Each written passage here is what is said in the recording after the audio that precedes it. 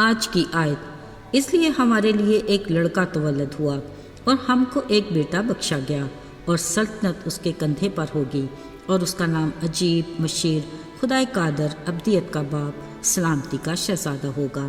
یسایہ 9 باب 6 آیت۔ عزیزو، یوں تو سال بھر کے کیلنڈر میں کئی طرح کے تہواروں کی نشاندہی ہوتی ہے۔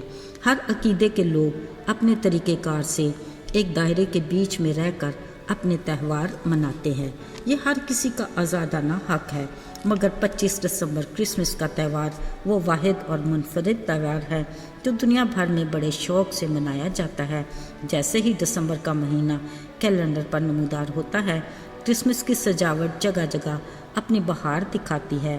مثلاً بڑے بڑے مالز، گرجا گھر، بارونق جگہوں پر گھروں میں کرسمس ٹری، تحائف کا تھیلا تھامے کرسمس فادر، روشن ستارہ، کینڈلز اور دیگر سجاوٹ کی اشیاء، ان سب سے جڑا دلچسپ اور خوشگوار احساس، ان سب کا محور یسوع مسیح۔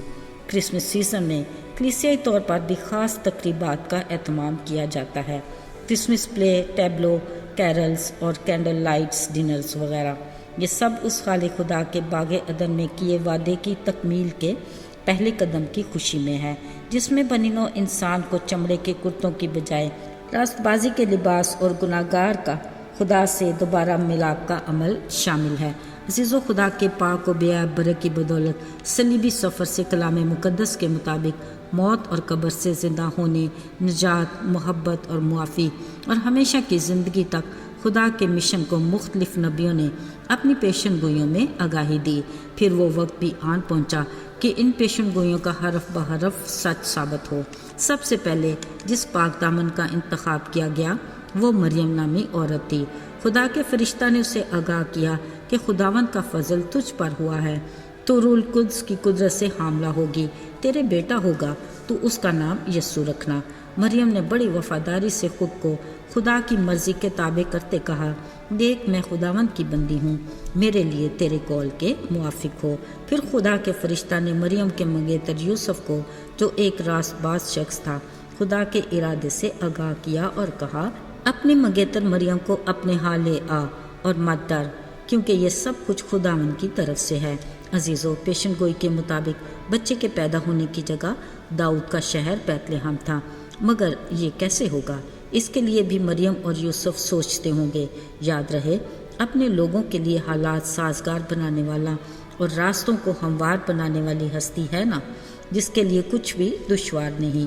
ان دنوں خلاف توقع سرکار کی طرف سے مردم شماری کا اعلان ہوا، سو مریم اور یوسف بھی اپنے نام لکھوانے اپنے آبائی شہر بیت لحم کو گئے۔ بے پناہ رش کے باعث انہیں بیت لحم کی ایک سراہ میں جگہ ملی، جو ایک استبل تھا۔ جگہ مناسب تو نہ تھی، پھر بھی صبر شکر کے ساتھ دونوں نے یہیں رات بسر کرنے کا فیصلہ کر لیا۔ اسی دوران اچانک مریم کے وضع حمل کا وقت آ گیا۔ مناسب سہولیات میسر نہ ہونے کے باوجود بھی مریم نے بخیر و عافیت اپنے بچے کو جنم دیا اور ایک بھرپور مسکراہٹ کے ساتھ کپڑے میں لپیٹا۔ پر بچے کا کھٹولا کہاں؟ یوسف نے مریم کی زومانی مسکراہٹ کا اندازہ لگا لیا، پھر فوراً سے وہاں پڑی چرنی کو صاف کیا اور اسے بچے کا بچھونا بنا دیا۔ اب ننھا بچہ یسوع کپڑے میں لپٹا چرنی میں پرسکون پڑا سو رہا تھا۔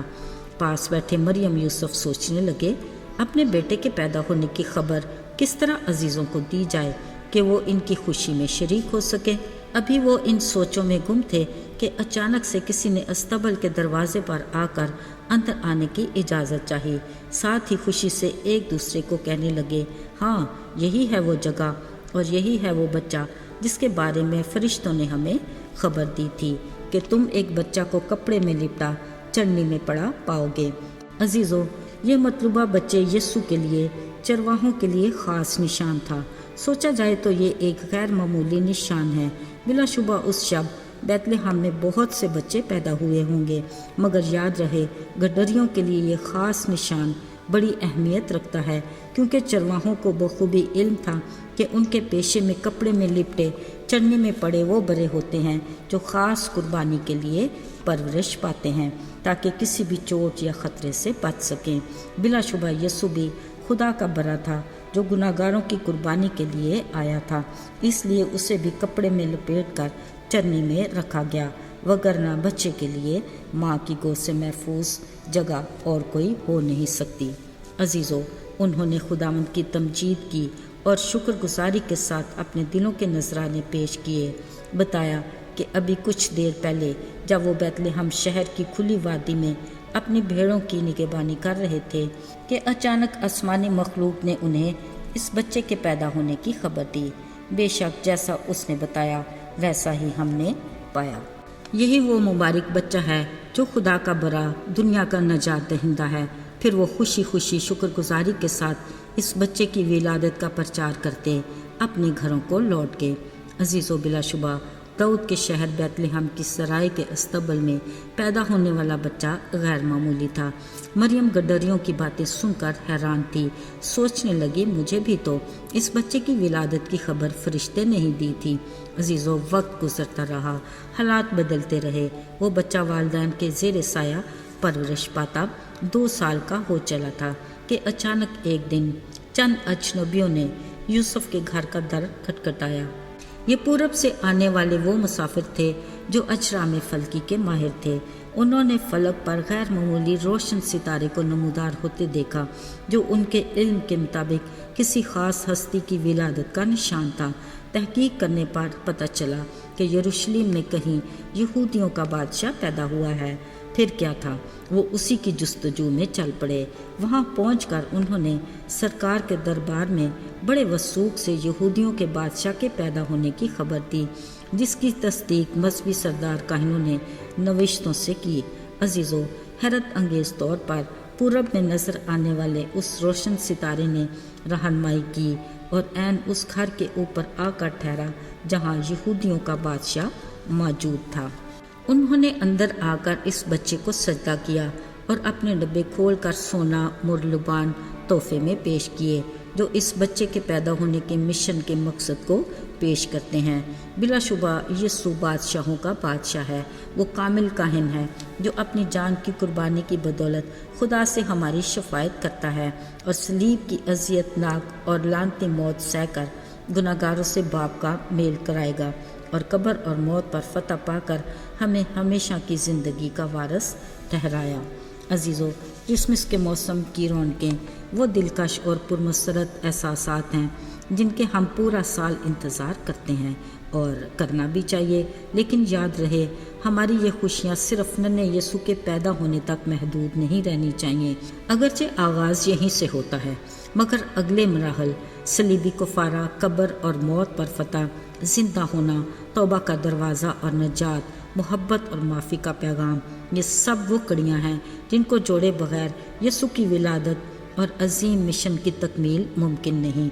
असल मकसद गुनाहगार इंसान का पाक खुदा से खूबसूरत मिलाप है, जो फरिश्तों ने खुदा की हमद करते दोहराया कि आलम बाला पर खुदा की तमजीद हो और ज़मीन पर उन आदमियों में जिनसे वो राज़ी है सुलह। मेरे अजीज़ों, एक बार ये यीशु अपने जलाली ताज और तख्त को छोड़कर हमें अबलीस और गुनाह की गुलामी से छुड़ाने आया। दूसरी बार जब वो आएगा तो वो अदालत के तख्त पर बैठेगा और इंसाफ का तराजू उसके हाथ में होगा, मगर इस दिन के बारे में कोई नहीं जानता। पर याद रहे, घड़ी की टिक टिक हमें गुजरते वक्त से आगाज़ ज़रूर करती है और खुदा का कलाम भी हमें तैयार रहने की तलकीन करता है। अजीज़ों, पहले तो हमें अपने दिल की चरनी को हर तरह की बदी और बुराई से पाक करना है, ताकि नन्हा यीशु हमारे दिल की चरनी को अपना बछौना बनाए। अजीज़ों, दूसरी बार यीशु के आने की तैयारी में हमें अपने गुनाहों का इकरार करके उसके कुफारे पर ईमान लाकर रास्तबाजी का लिबास से तन करना है। ध्यान रहे, हमारी मशनें जलती रहें और कुप्पियों में तेल भरा रहे, ताकि जब दूल्हा आए तो हम उसकी आसमानी ज़ियाफ़त में शरीक हो सकें। अजीज़ों, हमें आदल मुनसिफ यीशु मसीह के लिए वैसी ही तैयारी की ज़रूरत है जैसी कि हम उसके पैदा होने के दिन की खुशी और तैयारी करते हैं। याद रहे, हमारी रूहानी ज़िंदगी के सफ़र का आगाज़ भी यीशु है और इख्तिताम भी वही। दुआ है खुदा हम सब को यीशु की पहली आमद यानी क्रिसमस की खुशियाँ मुबारक करे और उसकी दूसरी आमद को भी भरपूर तैयारी अता करे। आमीन। चैनल دا لاسٹ ہوپ کی ٹیم کی طرف سے آپ سب کو کرسمس کی حقیقی خوشی مبارک ہو۔ آئیے دعا کریں۔ اے باپ، آج کے خوبصورت دن کے لیے تیرا شکر ہو۔ جہاں کہیں بھی تیرے لوگ اس دن کو منا رہے ہیں، ان سب کو تو اپنے لہو میں محفوظ رکھ۔ توفیق عطا کر کہ ہم حقیقی طور پر کرسمس کی خوشی کو جان سکیں، تیرے دنیا میں آنے کے مقصد کو جانیں اور تیرے دوبارہ دنیا میں آنے کے لیے تیار ہوں۔ یسوع کے مبارک اور بابرکت نام میں مانگتے ہیں، آمین۔